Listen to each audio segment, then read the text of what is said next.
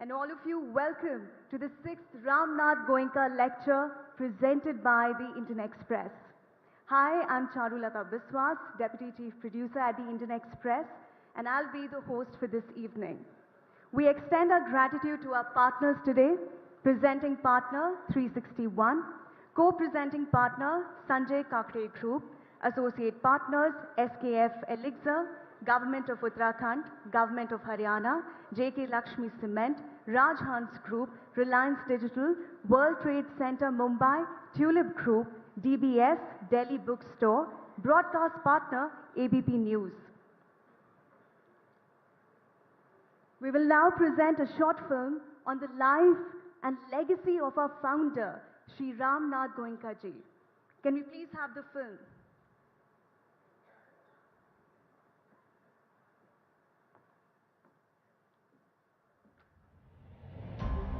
Freedom fighter, fearless publisher, nation builder.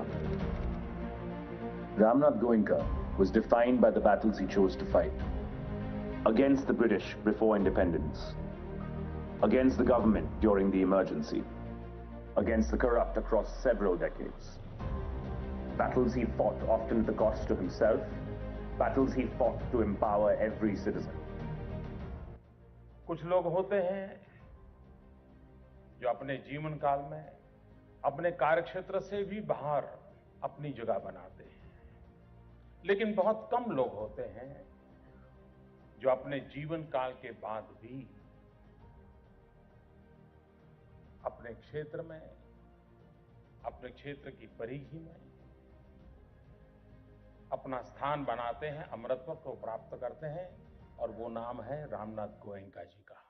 Ramnath Goenka was born on Akshaya Tritiya of 1904 in Darbhanga, Bihar. After his primary education, he moved to Calcutta and came under the tutelage of his maternal uncle, Mahadev Lalji Dalmia. At 22, he moved to Madras to start trading in jute. There, Ramnath ji was influenced by Mahatma Gandhi's message of non-violent struggle. In response to Gandhiji's call for a pro-freedom English newspaper, the Indian Express was launched in 1932. It courageously gave voice to the millions of freedom fighters. The publications brought out by him during the pre-independence period and thereafter testify to his patriotic spirit and fearlessness. Fearless he was. During the Quit India movement, when Gandhiji was arrested and the press given gagging orders, Ramnath ji suspended the publication of the Express for a while. He said, "If we went on publishing, the Indian Express may be called a paper, but it cannot be called a newspaper." At the dawn of independence, Ramnath ji was one of the members of the Constituent Assembly tasked with drafting India's constitution. As a member of the first Constituent Assembly, he was one of the founding fathers of the world's largest democracy. After independence, the Indian Express took to the role of nation building. Ramnath ji engaged some of the world's most recognized editors to bring in global standards to Indian journalism. He also played a leading role in creating the Press Trust of India. He was an imposing figure on the political scene. In the early 70s, the then Prime Minister, Indira Gandhi, split the Congress into Congress I and Congress O. Ramnath ji told her, "You're making a big mistake, Indu. Are you a friend or a foe?" The choice is yours." In 1975, Mrs. Gandhi declared the emergency. हमें अपनी आजादी कायम रखनी है। Jai Prakash Narayan led a movement against the emergency with Ramnath ji's support. The government's approach to the press was to tame or take over. Several fraudulent cases of income tax violations were filed against the Express. This notice was sent to the Directorate of Advertising and Visual Publicity to stop advertising in all Express Group publications. Unlike today, in the late 70s, the government was the largest advertiser in the country. The money was exhausted. Government was putting pressure, no ads, no money was given, even being realized from private sector. To sell the ornaments of one's wife breaks one's heart.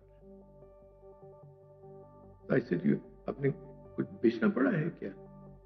He said, "Yes, मुझको मैंने नेपाल में कुछ रखे हुए थे वो पीछे कि मैं पेपर चला सकूं.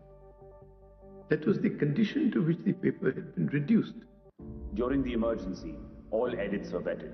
One day when his edit was not cleared according to his liking, Ramnath ji published a blank editorial. The blank editorial became a global symbol of protest against censorship. The blank editorial published by the Indian Express during emergency under the leadership of Ramnath ji was perhaps one of the strongest protests ever published against censorship in India. The government forced him to resign from the board of his own company and appointed K.K. Birla as the chairman. An emotional Ramnath ji wrote to K.K. Birla, Parting with the Express is like parting with my son. But Ramnath Goenka could never be kept apart from the Indian Express. He forced his way back in control as soon as the emergency was lifted.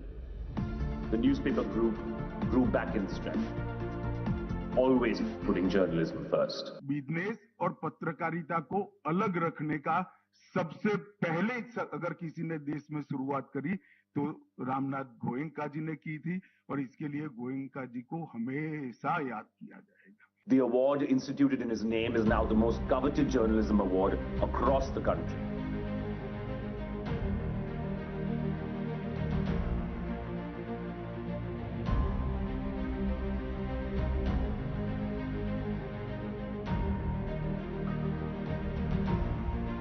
Ramnath Goenka ji. Ramnath Goenka ji. Ramnath Goenka. Mr. Ramnath Goenka. Ramnath Goenka ji. Ramnath Goenka. Ramnath Goenka was the most fascinating gentleman that I ever knew. The man and the newspaper he founded inspired journalists in India and across the world.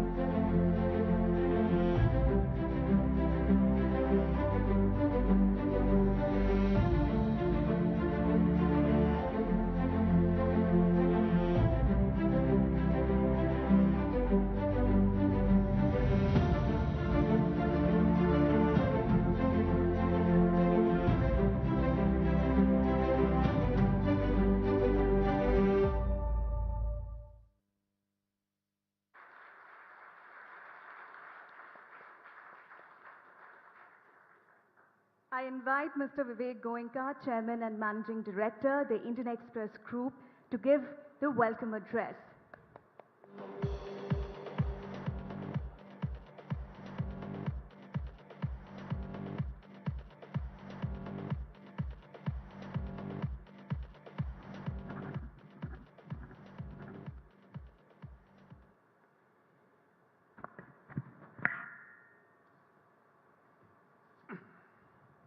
Honorable Prime Minister Shri Narendra Modi ji, distinguished members of the government, opposition, leaders of our armed forces, honorable ambassadors, honorable justices, friends from public life and the media, and friends from the corporate world, it is my privilege to welcome you this evening to the 6th Ramnath Goenka Memorial Lecture.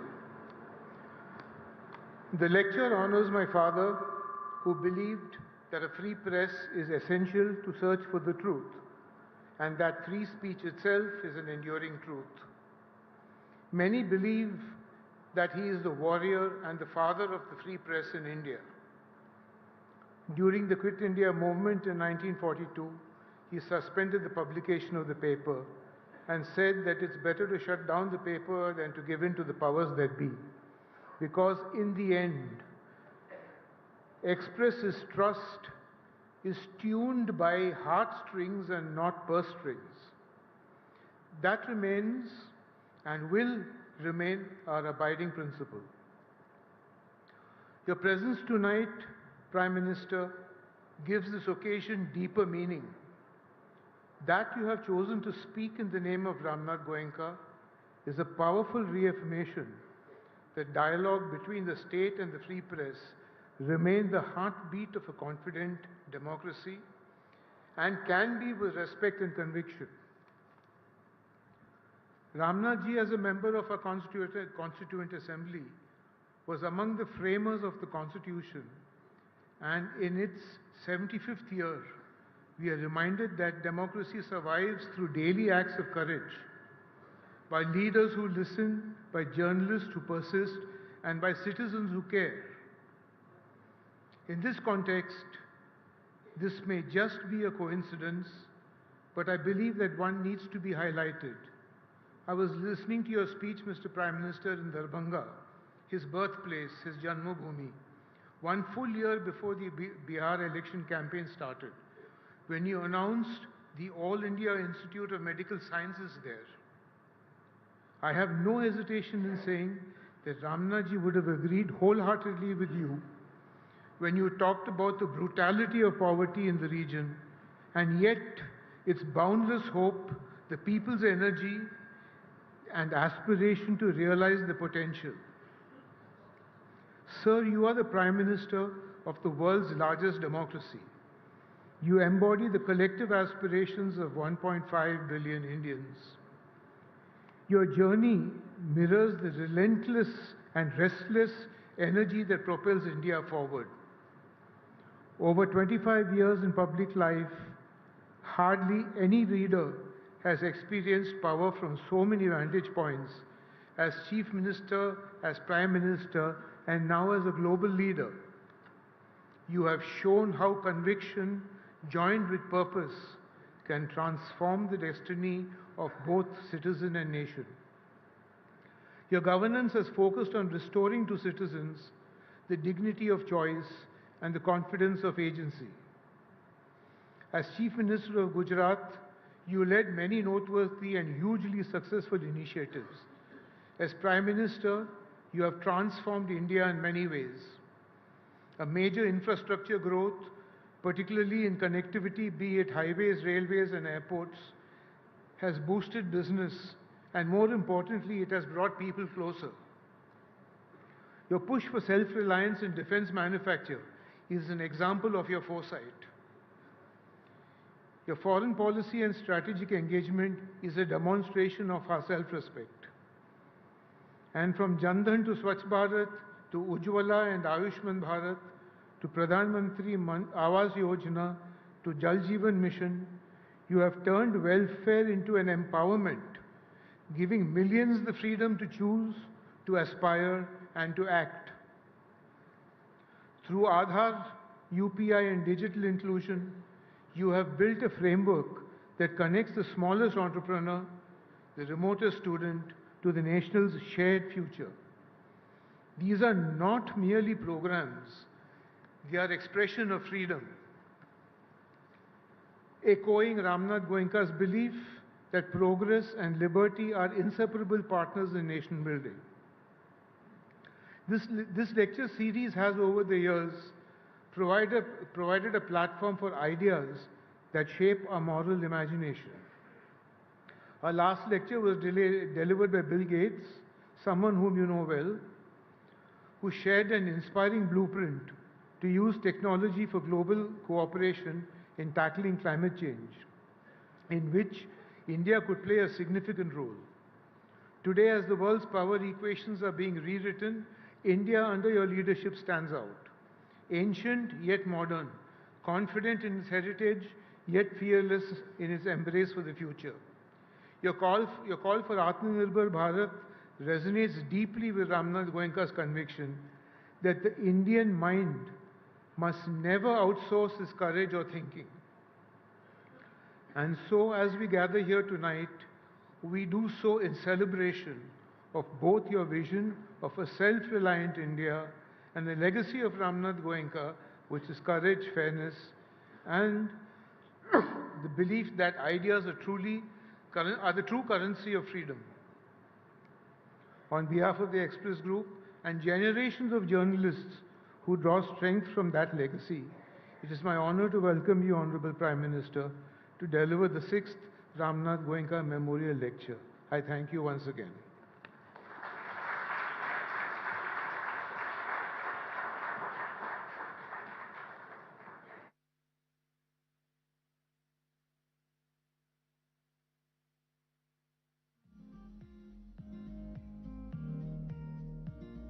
Thank you, Mr. Goenka.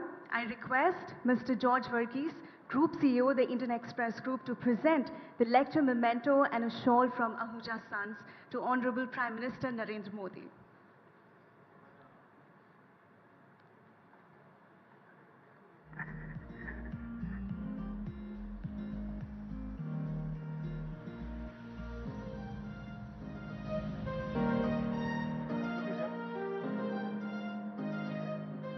Following this, Honorable Prime Minister Shri Narendra Modi ji will deliver the 6th Ramnath Goenka lecture.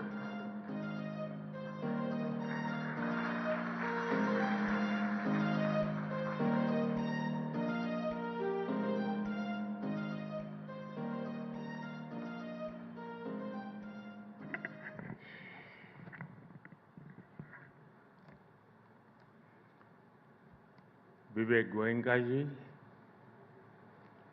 भाई Anant, George Verghese ji, Rajkamal Jha, Indian Express group के सभी अन्य साथी, excellencies, यहाँ उपस्थित अन्य महानुभाव, देवी और सज्जनों, आज हम सब एक ऐसी विभूति के सम्मान में यहां आए हैं जिन्होंने भारतीय लोकतंत्र में पत्रकारिता, अभिव्यक्ति और जन आंदोलन की शक्ति को नई ऊंचाई दी है। रामनाथ जी ने एक विजनरी के रूप में, एक इंस्टीट्यूशन बिल्डर के रूप में,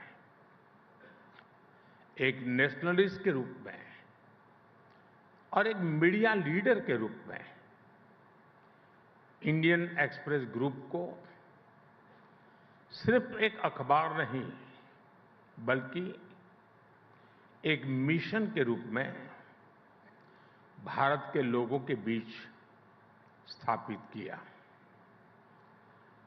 उनके नेतृत्व में ये समूह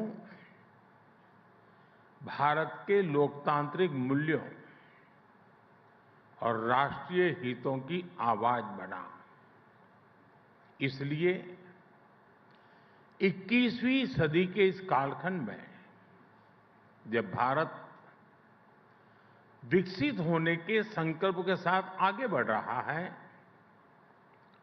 तो रामनाथ जी की प्रतिबद्धता, उनके प्रयास, उनका विजन हमारी बहुत बड़ी प्रेरणा है।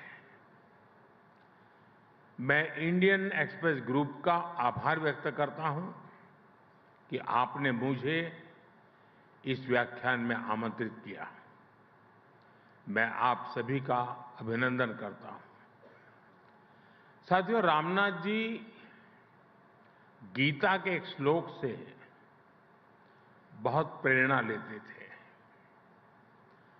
सुख दुखे समय कृत्वा लाभा लाभो जया जयो ततो युद्धाय युजस्व नैवं पापम अव्याप्स्यसि। अर्थात सुख दुख, लाभ हानि और जय पराजय को समान भाव से देखकर कर्तव्य पालन के लिए युद्ध करो। ऐसा करने से तुम पाप के भागी नहीं बनोगे।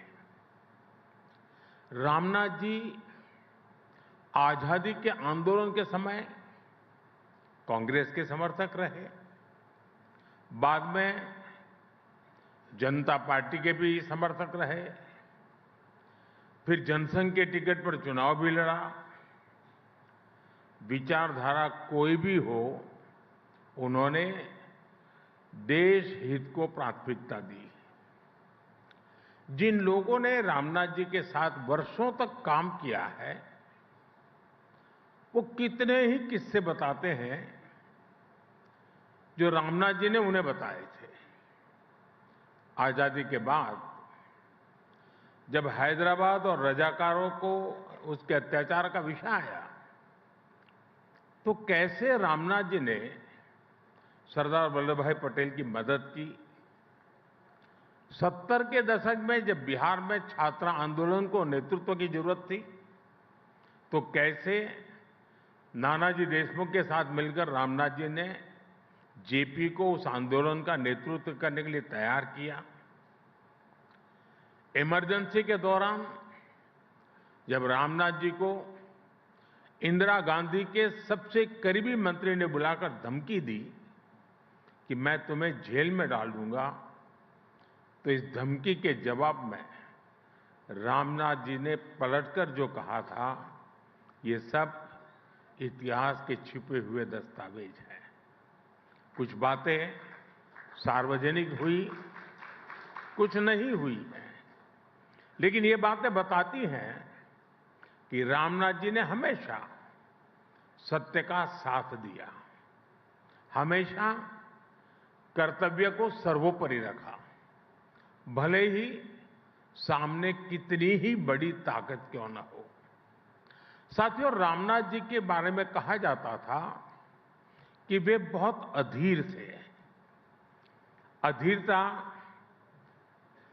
नेगेटिव सेंस में नहीं, पॉजिटिव सेंस में। वो अधीरता जो परिवर्तन के लिए परिश्रम की पराकाष्ठा कराती है, वो अधीरता जो ठहरे हुए पानी में भी हलचल पैदा कर देती है। ठीक वैसे ही आज का भारत भी अधीर है। भारत विकसित होने के लिए अधीर है। भारत आत्मनिर्भर होने के लिए अधीर है। हम सब देख रहे हैं 21वीं सदी के 25 साल कितनी तेजी से बीते हैं।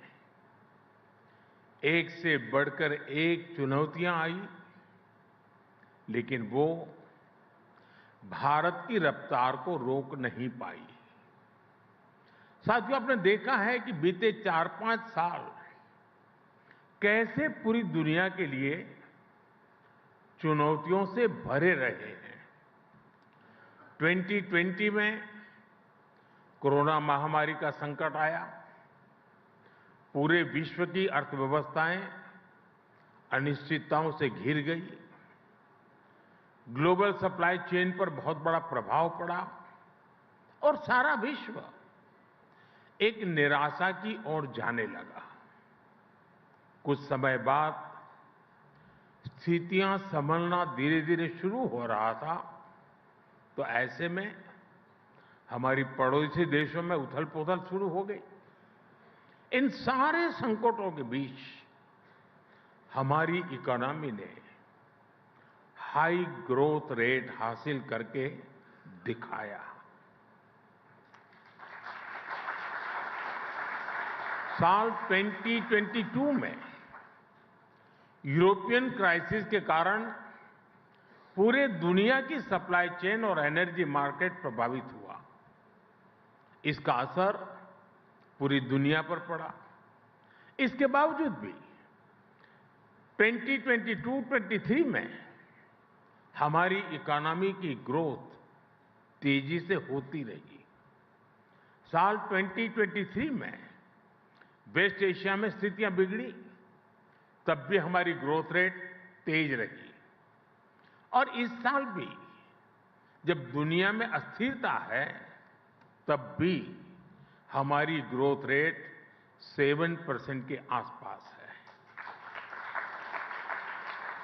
साथियों, आज जब दुनिया डिसरप्शन से डर रही है, भारत वाइब्रेंट फ्यूचर के डायरेक्शन में आगे बढ़ रहा है। आज इंडियन एक्सप्रेस के इस मंच से मैं कह सकता हूं, भारत सिर्फ एक इमर्जिंग मार्केट ही नहीं है, भारत एक इमर्जिंग मॉडल भी है। आज दुनिया इंडियन ग्रोथ मॉडल को मॉडल ऑफ होप मान रहा है। साथियों, एक सशक्त लोकतंत्र की अनेक कसौटियां होती हैं और ऐसी ही एक बड़ी कसौटी लोकतंत्र में लोगों की भागीदारी की होती है। लोकतंत्र को लेकर लोग कितने आश्वस्त हैं, लोग कितने आशावादी हैं, ये चुनाव के दौरान सबसे अधिक दिखता है। अभी 14 नवंबर को जो नतीजे आए वो आपको याद ही होंगे।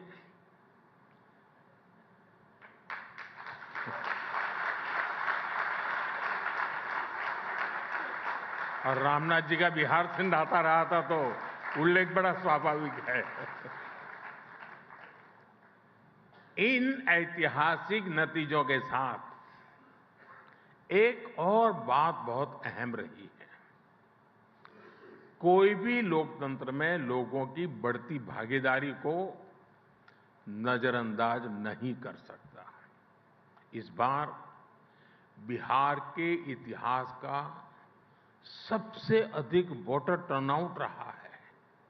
आप सोचिए, महिलाओं का टर्नआउट पुरुषों से करीब 9% अधिक रहा। ये भी लोकतंत्र की विजय है।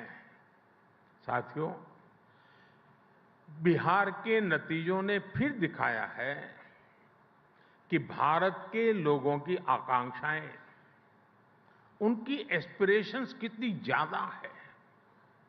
भारत के लोग आज उन राजनीतिक दलों पर विश्वास करते हैं जो नेक नियत से लोगों की उन एस्पिरेशंस को पूरा करते हैं, विकास को प्राथमिकता देते हैं। और आज इंडियन एक्सप्रेस के इस मंच से मैं देश की हर राज्य सरकार को, हर दल की राज्य सरकार को बहुत विनम्रता से कहूंगा, लेफ्ट, राइट, सेंटर, हर विचार की सरकार को मैं आग्रह से कहूंगा, बिहार के नतीजे हमें ये सबक देते हैं कि आप आज किस तरह की सरकार चला रहे हैं। ये आने वाले वर्षों में आपके राजनीतिक दल का भविष्य तय करेंगे। आरजेडी की सरकार को बिहार के लोगों ने 15 साल का मौका दिया। लालू यादव जी चाहते तो बिहार के विकास के लिए बहुत कुछ कर सकते थे, लेकिन उन्होंने जंगल राज का रास्ता चुना। बिहार के लोग इस विश्वासघात को कभी भूल नहीं सकते। इसलिए आज देश में जो भी सरकारें हैं, चाहे केंद्र में हमारी सरकार है या फिर राज्यों में अलग अलग दलों की सरकारें हैं, हमारी सबसे बड़ी प्राथमिकता सिर्फ एक होनी चाहिए, विकास, विकास और सिर्फ विकास।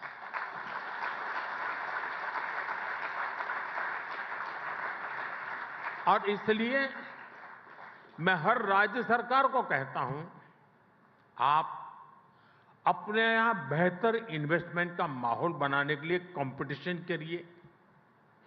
आप ईज ऑफ डूइंग बिजनेस के लिए कंपटीशन करिए। डेवलपमेंट पैरामीटर्स में आगे आने के लिए कंपटीशन करिए। फिर देखिए जनता कैसे आप पर अपना विश्वास जताती है। साथियों, बिहार चुनाव जीतने के बाद कुछ लोगों ने, मीडिया के कुछ मोदी प्रेमियों ने फिर से ये कहना शुरू किया है, भाजपा मोदी हमेशा 24/7 इलेक्शन बोर्ड में ही रहते हैं। मैं समझता हूं चुनाव जीतने के लिए इलेक्शन मोड नहीं, 2400 घंटे इलेक्शन मोड में रहना जरूरी होता है। इमोशनल मोड में रहना जरूरी होता है, इलेक्शन मोड में नहीं। जब मन के भीतर एक बेचैनी सी रहती है कि 1 मिनट भी गंवाना नहीं है, गरीब के जीवन से मुश्किलें कम करने के लिए, गरीब को रोजगार के लिए, गरीब को इलाज के लिए, मध्यम वर्ग की आकांक्षाओं को पूरा करने के लिए बस मेहनत करते रहना है। इस इमोशन के साथ, इस भावना के साथ सरकार लगातार जुटी रहती है, तो उसके नतीजे हमें चुनाव परिणाम के दिन दिखाई देते हैं। बिहार में भी हमने अभी अभी यही होते देखा है। साथियों, रामनाथ जी से जुड़े एक और किस्से का मुझसे किसी ने जिक्र किया था। ये बात तब की है जब रामनाथ जी को विदिशा से जनसंघ का टिकट मिला था। उस समय नानाजी देशमुख जी ने, उनकी इस बात पर चर्चा हो रही थी कि संगठन महत्वपूर्ण होता है या चेहरा। तो नानाजी देशमुख ने रामनाथ जी से कहा था कि आप सिर्फ नामांकन करने के लिए आएंगे और फिर चुनाव जीतने के बाद अपना सर्टिफिकेट लेने के लिए आ जाइएगा। फिर नानाजी ने पार्टी कार्यकर्ताओं के बल पर रामनाथ जी का चुनाव लड़ा और उन्हें जिताकर दिखाया। वैसे ये किस्सा बताने के पीछे मेरा ये मतलब नहीं है कि उम्मीदवार सिर्फ नामांकन करने आए। मेरा मकसद है भाजपा के अनगिनत कर्तव्यनिष्ठ कार्यकर्ताओं के समर्पण की ओर आपका ध्यान आकर्षित करना है। साथियों, भारतीय जनता पार्टी के लाखों करोड़ों कार्यकर्ताओं ने अपने पसीने से भाजपा की जड़ों को सींचा है और आज भी सींच रहे हैं। और इतना ही नहीं, केरला, पश्चिम बंगाल, जम्मू कश्मीर, ऐसे कुछ राज्यों में हमारे सैकड़ों कार्यकर्ताओं ने अपने खून से भी भाजपा की जड़ों को सींचा है। जिस पार्टी के पास ऐसे समर्पित कार्यकर्ता हो, उनके लिए सिर्फ चुनाव जीतना ध्येय नहीं होता, बल्कि वो जनता का दिल जीतने के लिए सेवा भाव से उनके लिए निरंतर काम करते हैं। साथियों,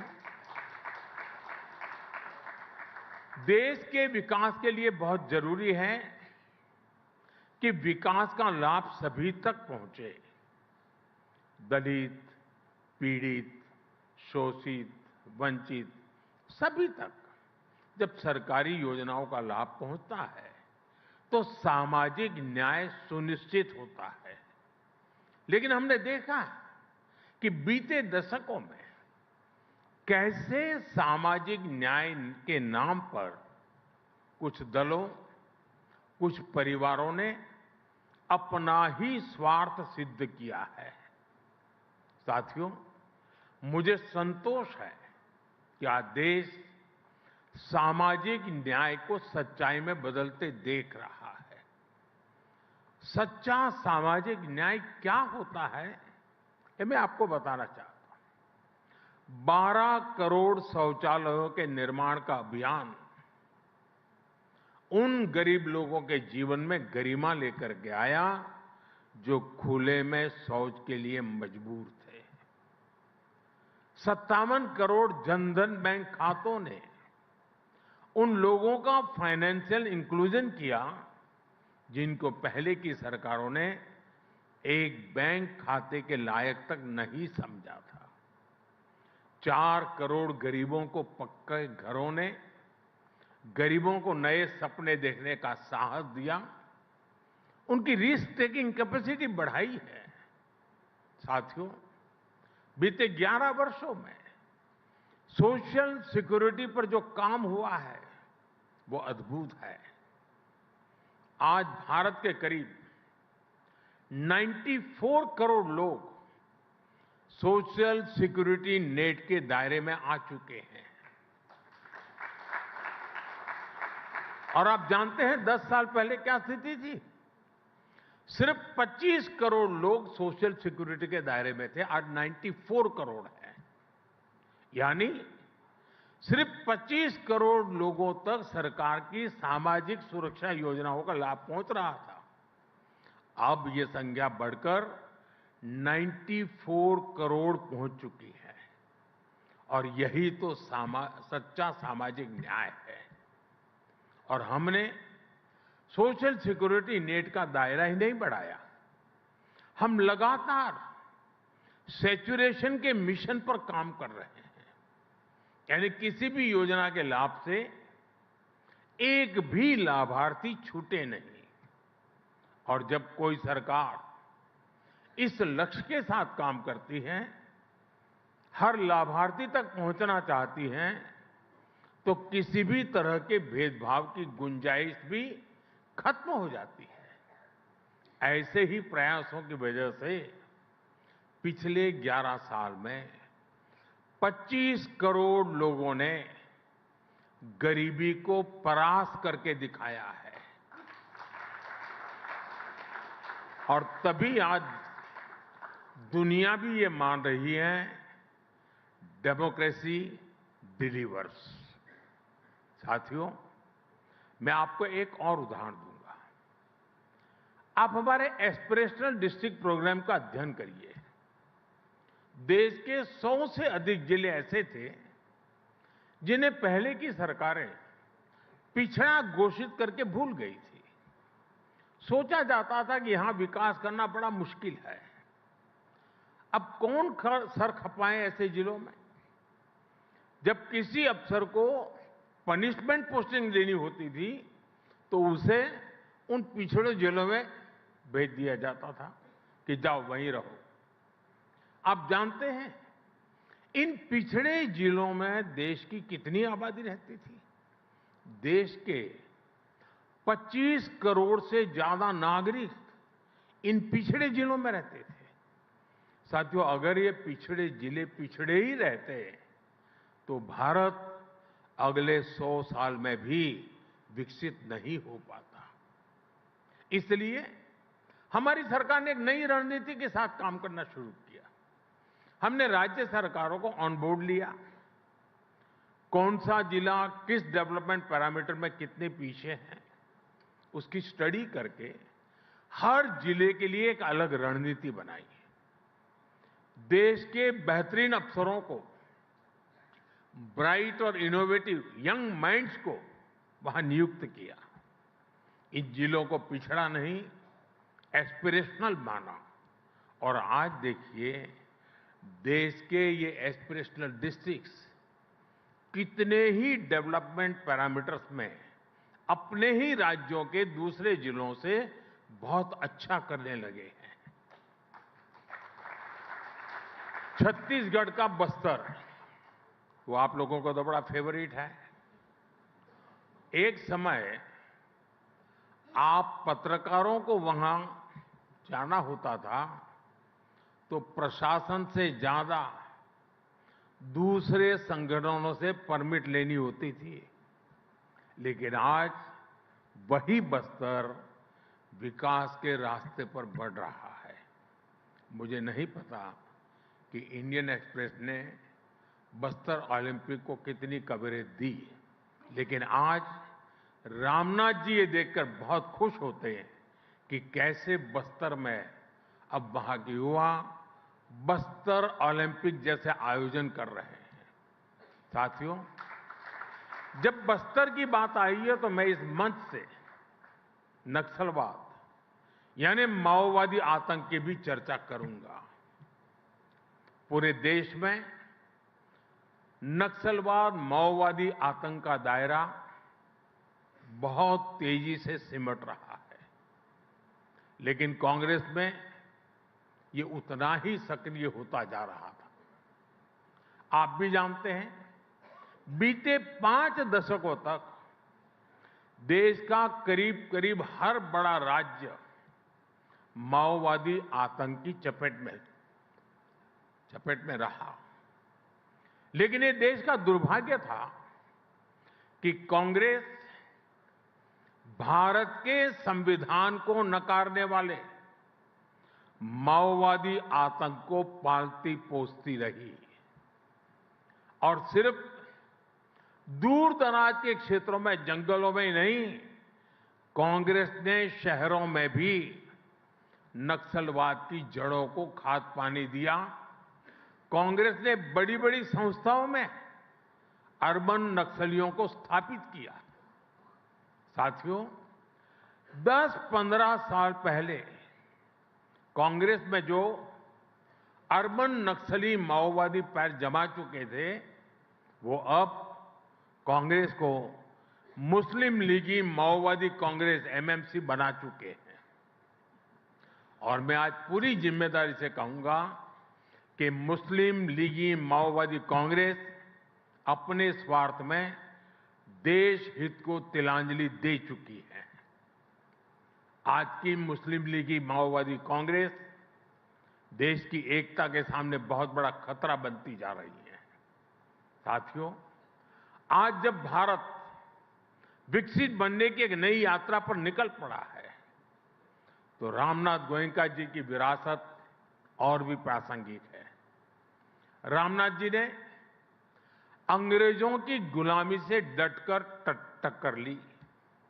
उन्होंने अपने एक संपादकीय में लिखा था, मैं अंग्रेजों के आदर्श पर अमल करने के बजाय अखबार बंद करना पसंद करूंगा। इसी तरह जब इमरजेंसी के रूप में देश को गुलाम बनाने की एक और कोशिश हुई, तब भी रामनाथ जी डटकर खड़े हो गए थे। और ये वर्ष तो इमरजेंसी के 50 वर्ष पूरे होने का भी है। और इंडियन एक्सप्रेस ने 50 वर्ष पहले दिखाया है कि ब्लैंक एडिटोरियल भी जनता को गुलाम बनाने वाली मानसिकता को चुनौती दे सकते हैं। साथियों, आज आपके इस सम्मानित मंच से मैं गुलामी की मानसिकता से मुक्ति के इस विषय पर भी विस्तार से अपनी बात रखूंगा। लेकिन इसके लिए हमें 190 इयर्स पीछे जाना पड़ेगा। 1857 के स्वतंत्रता संग्राम से भी पहले वो साल था 1835। 1835 में ब्रिटिश सांसद थॉमस बेबिंगटन मैकाले ने भारत को अपनी जड़ों से उखाड़ने के लिए एक बहुत बड़ा अभियान शुरू किया था। उसने ऐलान किया था, मैं ऐसे भारतीय बनाऊंगा, वो दिखने में तो भारतीय होंगे लेकिन मन से अंग्रेज होंगे। और इसके लिए मैकाले ने भारतीय शिक्षा व्यवस्था में आमूलचूल परिवर्तन नहीं बल्कि उसका समूल नाश कर दिया। खुद गांधी जी ने भी कहा था कि भारत की प्राचीन शिक्षा व्यवस्था एक सुंदर वृक्ष थी जिसे जड़ से हटाकर नष्ट कर दिया। साथियों, भारत की शिक्षा व्यवस्था में हमें अपनी संस्कृति पर गर्व करना सिखाया जाता था। भारत की शिक्षा व्यवस्था में पढ़ाई के साथ ही कौशल पर भी उतना ही जोर था। इसलिए मैकाले ने भारत की शिक्षा व्यवस्था की कमर तोड़ने की ठानी और उसमें सफल भी रहा। मैकाले ने यह सुनिश्चित किया कि उस दौर में ब्रिटिश भाषा, ब्रिटिश सोच को ज्यादा मान्यता मिले और उसका खामियाजा भारत ने आने वाली सदियों में उठाया। साथियों, मैकाले ने हमारे आत्मविश्वास को तोड़ दिया, हमारे भीतरहीन भावना का संचार किया। मैकाले ने एक झटके में हजारों वर्षों के हमारे ज्ञान विज्ञान को, हमारी कला संस्कृति को, हमारी पूरी जीवन शैली को ही कूड़ेदान में फेंक दिया था। वहीं पर वो बीज पड़े कि भारतीयों को अगर आगे बढ़ना है, अगर कुछ बड़ा करना है, तो विदेशी तौर तरीकों से ही करना होगा। और ये जो भाव था वो आजादी मिलने के बाद भी और पुख्ता हुआ। हमारी एजुकेशन, हमारी इकोनॉमी, हमारी समाज के एस्पिरेशन, सब कुछ विदेशों के साथ जुड़ गई। जो अपना है उस पर गौरव करने का भाव कम होता गया। गांधी जी ने जिस स्वदेशी को आजादी का आधार बनाया था, उसको पूछने वाला ही कोई नहीं रहा। हम गवर्नेंस के मॉडल विदेश में खोजने लगे। हम इनोवेशन के लिए विदेश की तरफ देखने लगे। यही मानसिकता रही जिसकी वजह से इंपोर्टेड आइडिया, इंपोर्टेड सामान और सर्विस सभी को श्रेष्ठ मानने की प्रवृत्ति समाज में स्थापित हो गई। साथियों, जब आप अपने देश को सम्मान नहीं देते हैं तो आप स्वदेशी इकोसिस्टम को नकारते हैं, made in India manufacturing ecosystem को नकारते हैं। मैं आपको एक और उदाहरण टूरिज्म की बात करता हूं। आप देखेंगे कि जिस भी देश में टूरिज्म फला फूला वो देश, वहां के लोगों को अपनी ऐतिहासिक विरासत पर गर्व करते हैं। हमारे यहां इसका उल्टा ही हुआ। भारत में आजादी के बाद अपनी विरासत को दुत्कारने के ही प्रयास हुए। जब अपनी विरासत पर गर्व नहीं होगा तो उसका संरक्षण भी नहीं होगा। जब संरक्षण नहीं होगा तो हम उसको ईंट पत्थर के खंडहरों की तरह ही ट्रीट करते रहेंगे। और ऐसा हुआ भी। अपनी विरासत पर गर्व होना टूरिज्म के विकास के लिए भी आवश्यक शर्त है। साथियों, ऐसे ही स्थानीय भाषाओं की बात है। किस देश में ऐसा होता है कि वहां की भाषाओं को दुत्कारा जाता है?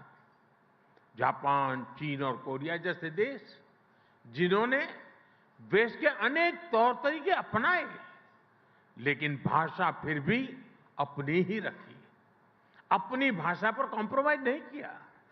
इसलिए हमने नई नेशनल एजुकेशन पॉलिसी में स्थानीय भाषाओं में पढ़ाई पर विशेष बल दिया है। और मैं बहुत स्पष्टता से कहूंगा,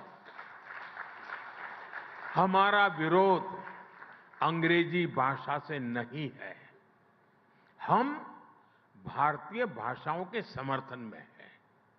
साथियों, मैकाले द्वारा किए गए उस अपराध को 1835 में जो अपराध किया गया,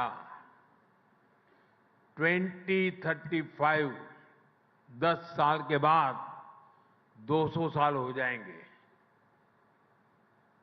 और इसलिए आज आपके माध्यम से पूरे देश से एक आह्वान करना चाहता हूं। अगले 10 साल में हमें संकल्प लेकर चलना है कि मैकाले ने भारत को जिस गुलामी की मानसिकता से भर दिया है, उस सोच से मुक्ति पाकर के रहेंगे। 10 साल हमारे पास बड़े महत्वपूर्ण हैं।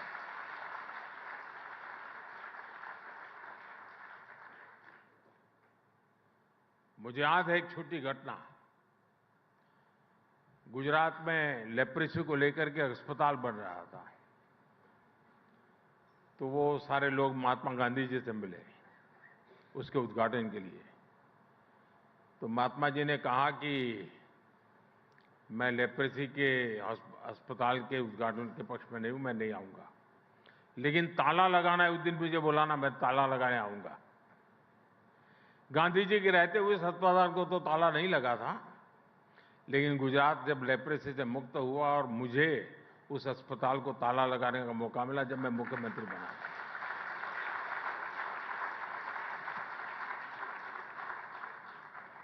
1835 से शुरू हुई यात्रा 2035 तक हमें खत्म करके रहना है जी। गांधी जी का जैसे सपना था कि मैं ताला लगाऊंगा, मेरा भी सपना है कि हम ताला लगाएंगे। साथियों, आपसे बहुत सारे विषयों पर चर्चा हो गई है। अब आपका मैं ज्यादा समय लेना नहीं चाहता हूं। इंडियन एक्सप्रेस ग्रुप देश के हर परिवर्तन का, देश की हर ग्रोथ स्टोरी का साक्षी रहा है, और आज जब भारत विकसित भारत के लक्ष्य को लेकर चल रहा है तो भी इस यात्रा के सहभागी बन रहे हैं। मैं आपको बधाई दूंगा कि रामनाथ जी के विचारों को आप सभी पूरी निष्ठा से संरक्षित रखने का प्रयास कर रहे हैं। एक बार फिर आज के इस अद्भुत आयोजन के लिए आप सभी को मेरी ढेर सारी शुभकामनाएं, और रामनाथ कोविंद जी को, रामनाथ गोयनका जी को आदरपूर्वक मैं नमन करते हुए मेरी बात को विराम देता हूं। बहुत बहुत धन्यवाद।